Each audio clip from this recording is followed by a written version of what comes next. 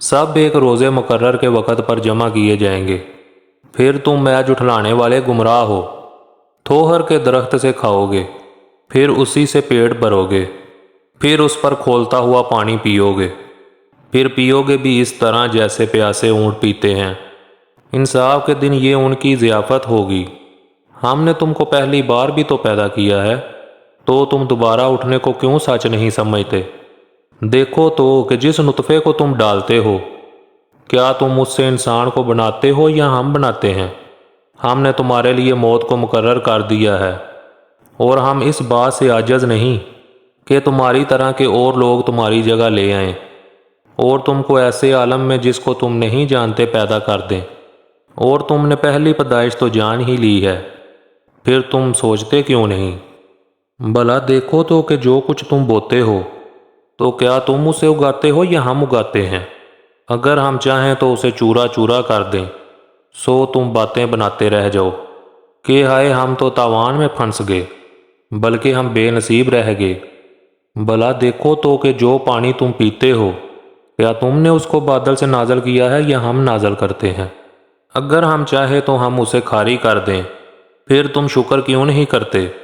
भला देखो तो जो आग तुम दरख्त से निकालते हो, क्या तुमने उसे दरख्त से पैदा किया है या हम पैदा करते हैं?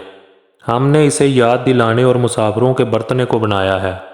तो ए पैगंबर सल्लल्लाहु अलैहि वसल्लम, तुम अपने परवरदिगारे अजीम के नाम की तस्बीह करो।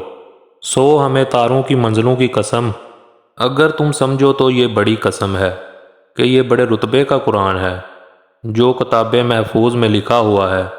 इसको वही हाथ लगाते हैं जो पाक हैं। ये रब्बुल आलमीन की तरफ से उतारा गया है। क्या तुम इस कलाम के मानने में देर करते हो और अपना वजीफ़ा ये बताते हो कि इसे जुठलाते रहते हो? फिर जब जान गले तक आ पहुंचती है और तुम उस वक़्त की हालत को देखा करते हो, और हम उस मरने वाले के तुमसे भी ज़्यादा नज़दीक होते हैं, लेकिन तुमको नज़र नहीं आते। बस अगर तुम किसी के बस में नहीं हो, तो अगर तुम सच्चे हो तो जान को लुटा क्यों नहीं लेते? फिर अगर वो अल्लाह के मुकर्रबों में से हुआ, तो उसके लिए आराम और रोज़ी और नेमत के बाग होंगे। और अगर वो दाएं हाथ वालों में से हुआ, तो कहा जाएगा कि तुझ पर दाहिने हाथ वालों की तरफ से सलाम। और अगर वो जुठलाने वाले गुमराहों में से हुआ, तो उसके लिए खोलते हुए पानी की ज़ियाफ़त होगी और जहन्नम में दाखिल किया जाना। ये बात वाकई यकीनी है।